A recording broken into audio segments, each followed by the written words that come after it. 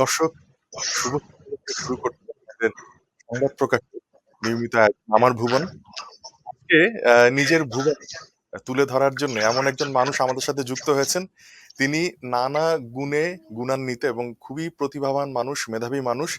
তিনি একাধারে গীতিকার, লেখক, চলচ্চিত্রকার এবং বাগ্মী চন্দ্রিল ভট্টাচার্য।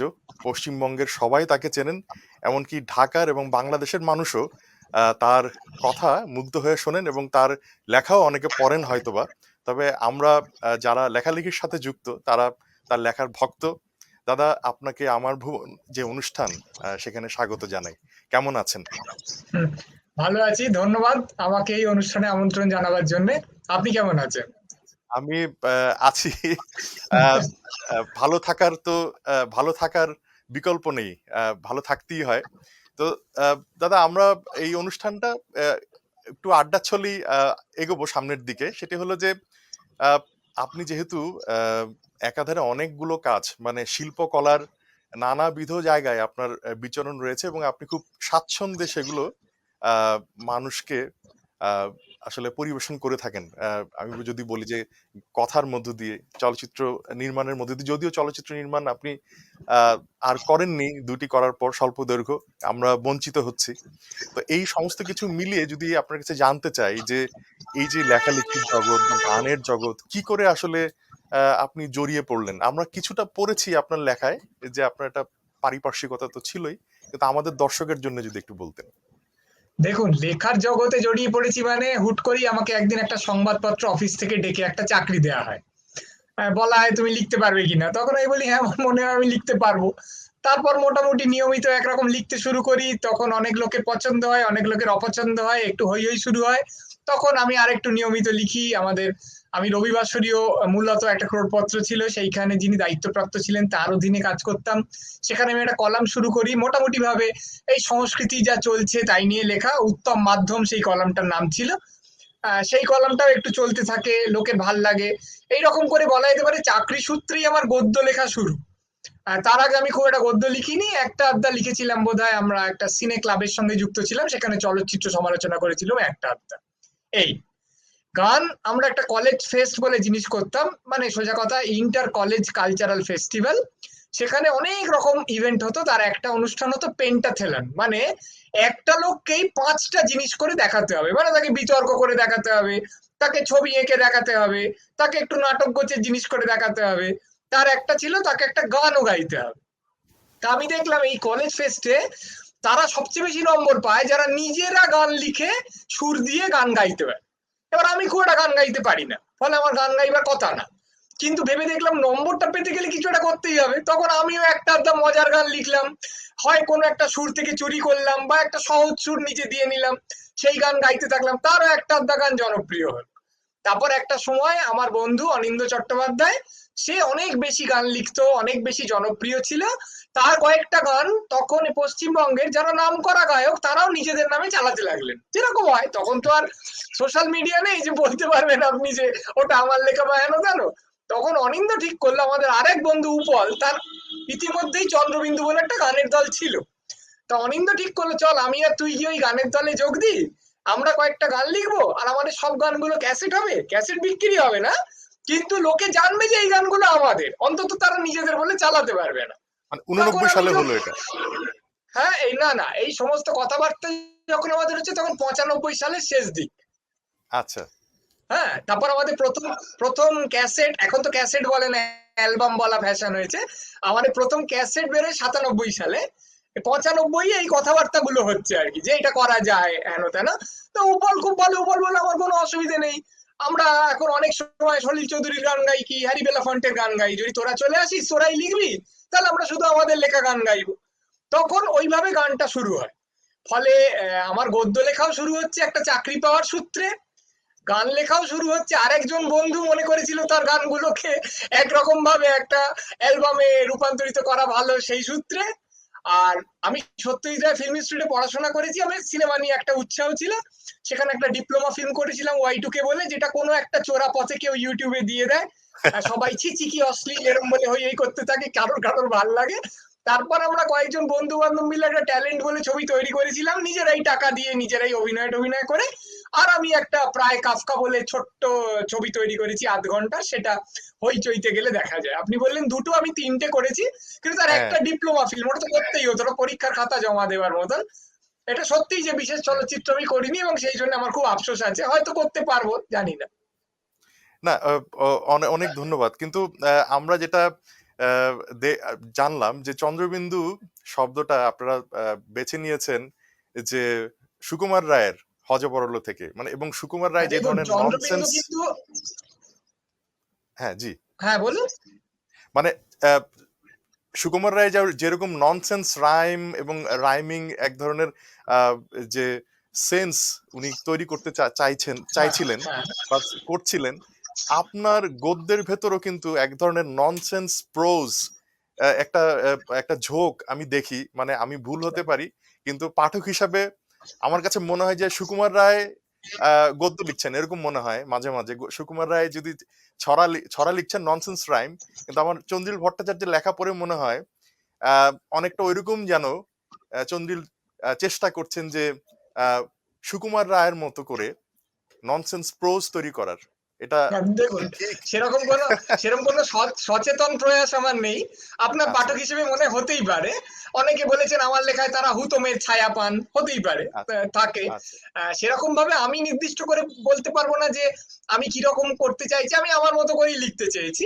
এটা ঠিকই যে আমাদের চন্দ্রবিন্দুর গানে এবং আমার গদ্যে রসবোধটা একটু বেশি প্রবল। কিছু, কিছু ক্ষেত্রে আমরা সেটা করি এত বেশি যে অনেকে বলেন যে, "ধুর, ওটা তো কোনো লেখা হচ্ছে না। ওটা শুধুমাত্র কিছু মজা হয়ে যাচ্ছে।"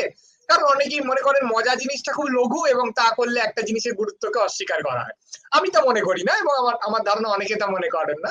তো সেক্ষেত্রে আ একটা রসিকতার ঝোঁক, একটা বক্রদৃষ্টিতে জিনিসগুলোকে দেখা, এটা আমার স্বভাব সূত্রেই আসে। মানে সেটা আমি আ কথা বললেও আসে, সেটা আমি লিখলেও আসে, সেটা আমি গদ্য না লিখে গান লিখলেও আসে। না, একমাত্র আপনার আমি যখন লেখায় আমি চন্দ্রিল দা, আমি একটু থামাই। আপনার লেখায় কিন্তু এক মনে হয় যে আপনি হুল ফুটাচ্ছেন সব জায়গায়। মানে রবীন্দ্র চর্চা যারা করছেন তাদেরকে হুল ফুটাচ্ছেন, মধ্যবিত্তকে হুল ফুটাচ্ছেন।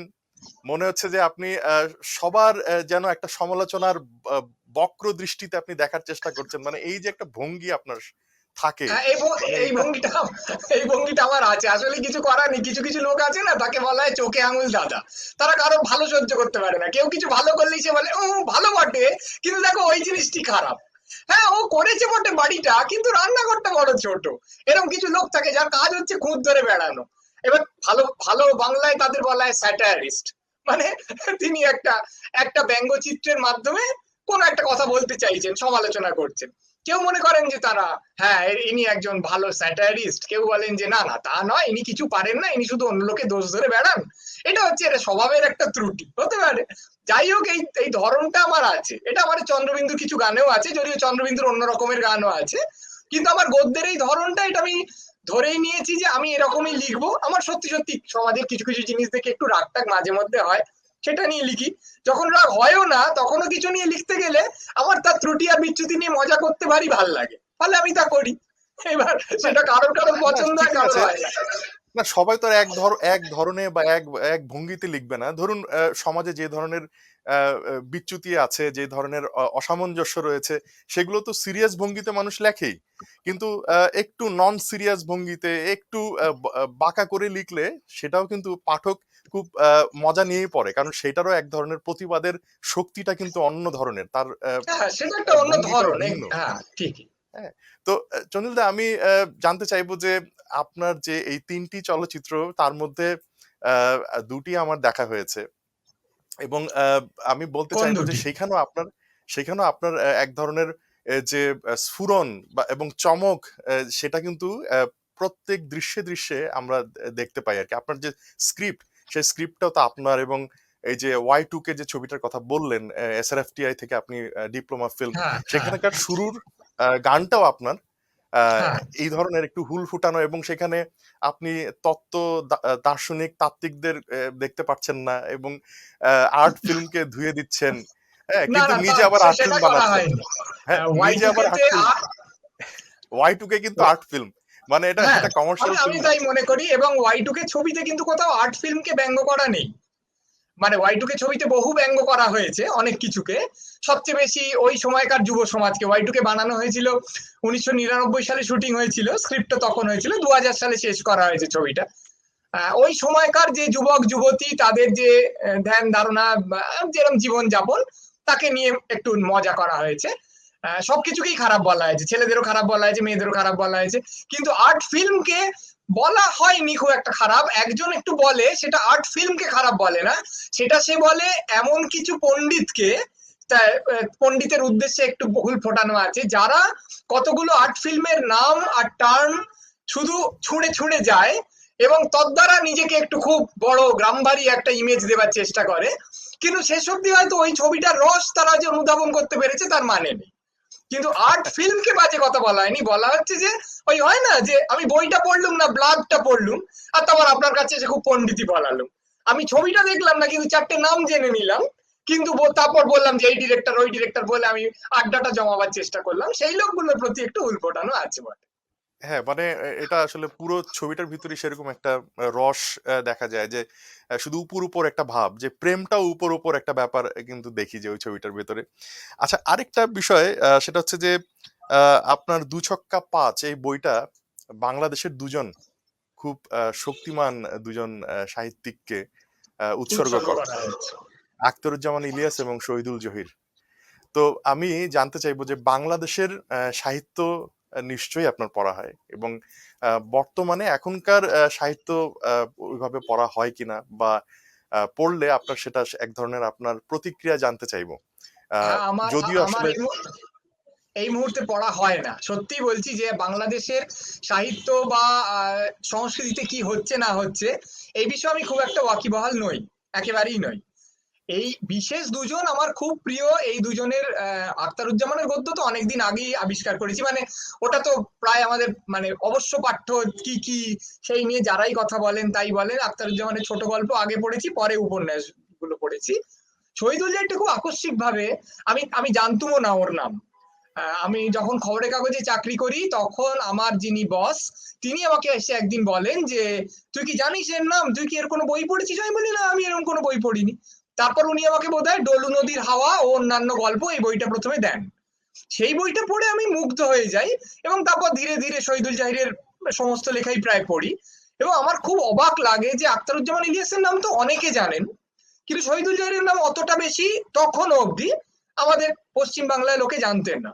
অথচ উনি যে পরিমাণ নিরীক্ষা করে গেছেন, যে পরিমাণ, মানে আমি অবাক হয়ে যেতাম যে একটা দুটো গল্পে একটা গদ্যভঙ্গি নিরীক্ষা উনি করলেন, তারপর আর করলেনই না। অর্থাৎ উনি পুনরাবৃত্তিতে বিশ্বাসী করেন না, উনি নিজেকে রিপিট করবেন না, উনি আবার একটা অন্য দিকে চলে গেলেন।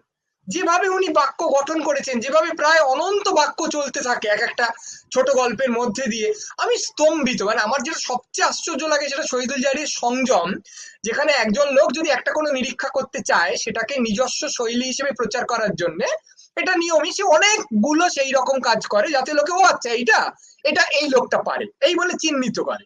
কিন্তু ওর সংযম এত দূর যে উনি একটা একটা গল্প লিখলেন, সে গল্পটা একদম অন্য রকমের, তারপর সেইটা সেদিকে আর গেলেনই না, উনি আবার আরেকটা অন্য রকমের গল্প লিখলেন। এইটা দেখে আমার এত ভাল লাগে যে একটা সময় আমি খুব বেশি এই দুজনের লেখা পড়তাম। এবং আপনি যে বইটার কথা বলছেন ২ ছক্কা ৫, ওটা একটা কলাম যেটা আমি তখন কাজ হ্যাঁ, করতাম সংবাদ সংবাদ প্রতিদিন, তাদের রবিবারের ক্রোড়পত্র রোববার, সেখানে আমি একটা নিয়মিত কলাম লিখতাম, ২ ছক্কা ৫ তার নাম। ওই কলামটা আমি চেষ্টা করেছিলাম সাধারণত আমি যেরকম লিখি তার চেয়ে একটু অন্যভাবে লেখার, তার হ্যাঁ। ভাবনার দিক থেকেও, তার গদ্য শৈলীর দিক থেকেও। এবং এই দুটো ক্ষেত্রেই, অর্থাৎ ভাবনাটা কিভাবে চলবে আর গদ্যটা কিভাবে চলবে, এই দুটো ক্ষেত্রেই আমি এই দুজনের দ্বারা অনেকটা তখন প্রভাবিত ছিলাম। আচ্ছা, এই আচ্ছা। সেই জন্যই আমি এই দুজনকে এই বইটা উৎসর্গ করেছি।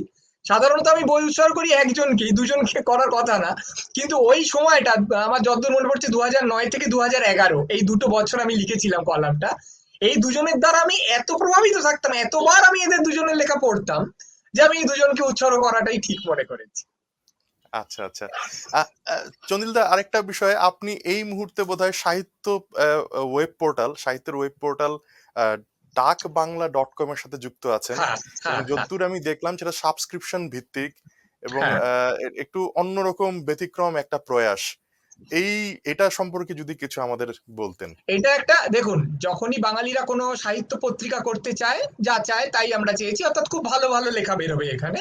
এবার যেহেতু এটা আজকালকার যুগের একটা সাংস্কৃতিক পোর্টাল, সেহেতু এখানে যেরকম চমৎকার সমস্ত গল্প, কবিতা, প্রবন্ধ এগুলো পড়া যাবে, সেই রকম ভাবেই বক্তৃতাও শোনা যাবে, বা সাক্ষাৎকার দেখা যাবে, বা ছোট ছবি কেউ যদি তৈরি করেন আমরা সেটাও দিচ্ছি, সেটাও দেখা যাবে। সেইটা সব দিক থেকেই খোলা আছে। অর্থাৎ আমি ধরুন একটা সপ্তাহে একটা লেখা লিখি, আর একটা সপ্তাহে একটা বক্তৃতা দিই। আবার আমার বন্ধু উপল আমারই লেখা একটা গান মাসে একটা গায়, ও সুর দিয়ে গানটা করে।